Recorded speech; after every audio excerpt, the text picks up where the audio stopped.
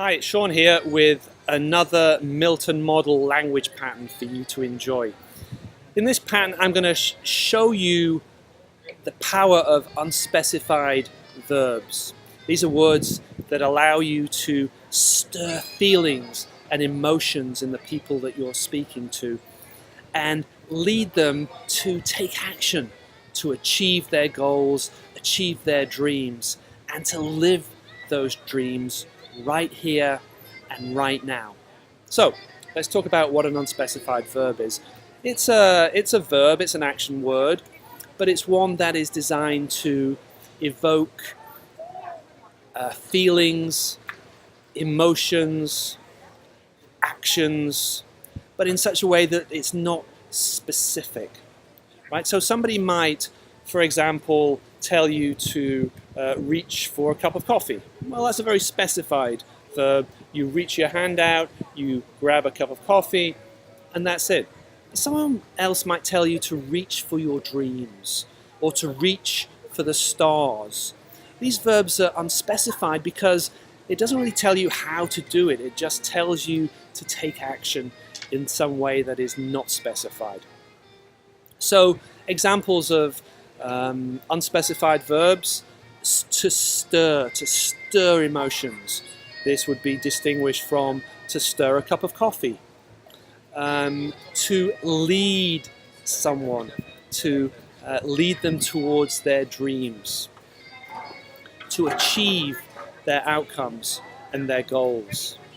To live their dreams, or simply to dream big dreams. So we're telling them what to do, but in a way that doesn't limit how they do it.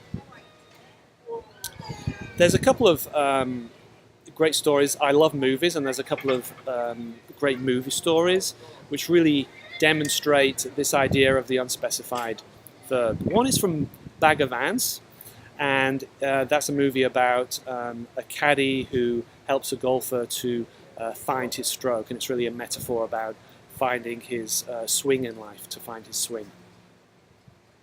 And at one point towards the start of the movie, the golfer and the caddy have just met, and the golfer says, "Oh, so you're a caddy?" And the caddy says, "Well, that depends. Are you a golfer?" And this is the idea that being a caddy only makes sense as an action, as a verb. So to be a caddy implies doing something to help a golfer. So the caddy could only be a caddy in the context of a golfer, in the context of helping a golfer to find his swing. So this idea of unspecified verbs really gives a lot of space to the other person to take the words that you've said and to create a feeling, to feel an emotion, and to take steps towards a goal, towards an outcome, towards a dream, without a limitation as to what that step should be. Now, if your client comes to see you for coaching or therapy, they may bring unspecified verbs with them. They may say, "I am feeling anxious. I am suffering." But they don't tell you exactly how they're feeling anxious, exactly what form the suffering takes. And once you recognize this idea of an unspecified verb, you can begin to assist them to break down those verbs into something that's more real, more actionable. So if they say, "I'm feeling anxious," you could ask them, "Well, where in your body are you feeling that? You're feeling it in your stomach, in your chest?" And they can check inside and they can find where they're feeling it. And you can say, "And what's the feeling like? Is it moving? Is there a color? What exactly is the feeling like?" So we're taking this unspecified verb which they brought you, and you've turned it into something which is actually real and specific, and that makes it much easier to deal with, much easier to change. If they're feeling anxious, it might have a spin, and we can simply spin it the opposite way, and it's going to change the feeling of anxiety or the feeling of fear. Of course, if we're giving them resources like confidence, then we want to go the other way.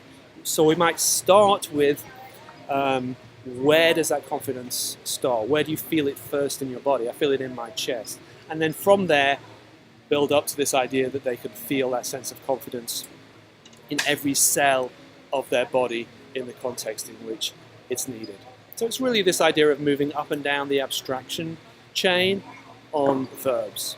If you want to learn more about Ericksonian change work, the Milton model, and really how to use Erickson's work to help your clients change, please come down and see us in Las Vegas, August the 13th, 14th and 15th.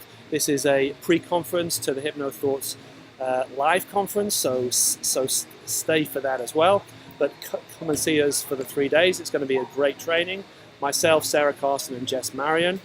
There should be a link either to the right or above this screen. Click on that link and you'll get an early bird deal with some fantastic extras. So do that right now. And have a great day.